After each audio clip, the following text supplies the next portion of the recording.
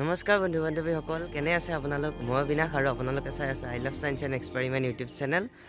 বহুকেইদিন হ'ল video' upload কৰা নাছিলোঁ আজিৰ পৰা মানে ভিডিঅ' আপলোড কৰিম বুলি ভাবিছোঁ আৰু আজিৰ কথাটো হ'ল যে মই আজি আপোনালোকক এটা বস্তু এটা দেখুৱাম বুলি ভাবিছোঁ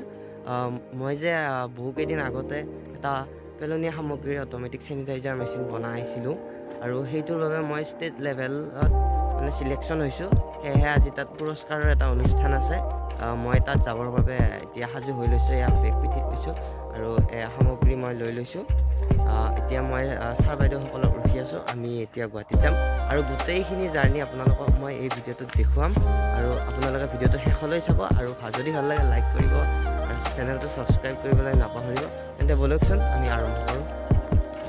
এয়া আপোনালোকে চাই লওক এয়া মানে মই বস্তুখিনি লৈ লৈছোঁ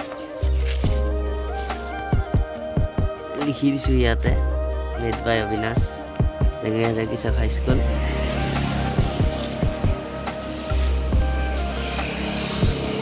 বন্ধু বান্ধৱীসকল আমি এতিয়া নেশ্যনেল হাইৱেত উঠিছোঁ আৰু বাইদেউক ৰখি আছোঁ বাইদেউ যিহেতু আহি পাম ইয়াতে ৰখি আছোঁ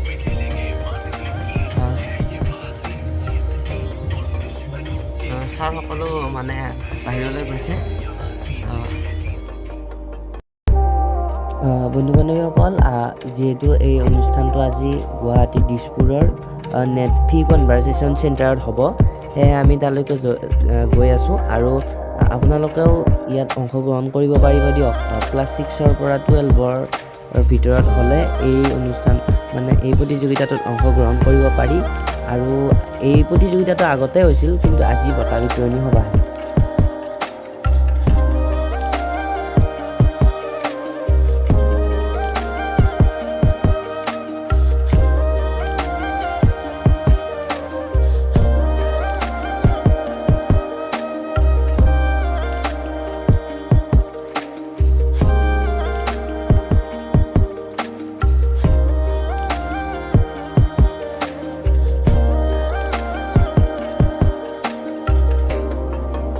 এয়া আমি পালোহি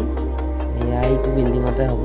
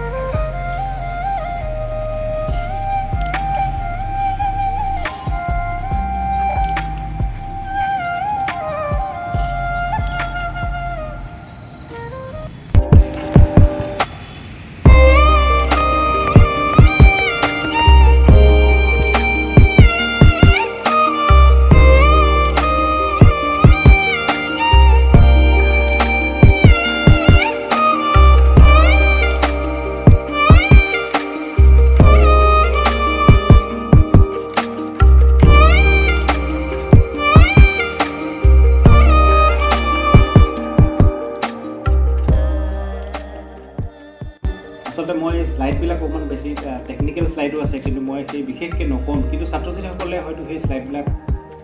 চাই পেলাই খুব ভালেই পাব প্ৰথমতে মই অকণমান 5 মিনিটমান মই ক'ব বিচাৰিছোঁ কেইটামান কথা যে অসমীয়া মাধ্যমৰ যিটো কথা ক'লে এই মানে এই বঁটাটো পোৱাৰ পাছত এই কথাটো খুব মানে প্ৰচাৰ হ'ল বা ক'লে যে অসমতে পঢ়ি অসমতেই তেনেকুৱা ধৰণৰ ছাকচেছ বা যে পাব পাৰি এচিভমেণ্ট যে কোনোবাই কৰিব পাৰে সেইটো এটা ৰিকগনিশ্যন যিটো হ'ল আচলতে মই এটা কথা বাইদেৱে ক'লে যে অসমত বিজ্ঞানৰ যিটো ষ্টেটিষ্টিক্সটো মই নাজানো অৱশ্যে ক'ত পালে কিন্তু বৰ্তমান যিটো ইণ্টাৰনেশ্যনেল ষ্টেটিষ্টিক্সৰ মতে ইণ্ডিয়া চাইণ্টিফিক পাব্লিকেশ্যনৰ যথেষ্ট ওপৰত গৈছে চাইণ্টিফিক পাব্লিকেশ্যন অসমত এটা মই অৱশ্যে ইমান নাজানো কিন্তু এটা কথা হয় আমাৰ মানে সমস্যা এটা হয় কি যে আমি থকা বস্তুবিলাকক অতি ইণ্টাৰেষ্ট কৰোঁ সেইটো জেনেৰেলি চবৰে হয়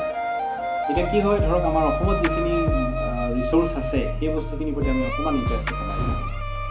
কিন্তু আপোনালোকে দেখিব যে এই যিখন বা আপোনালোকে দেখিব যে এই বৰ্তমান যিখন চৰকাৰ যিটো প্ৰাইম মিনিষ্টাৰে এটা সৰু কথা কৈছিল যে ভোকেল ফৰ লোকেল, এইটো বস্তুটো একদম চিম্পুল যেন লাগিছে, সকলোৱে ক'ব পাৰিব, কিন্তু কি হয় আমি যদি লোকেল বা আমাৰ ৰিজনেল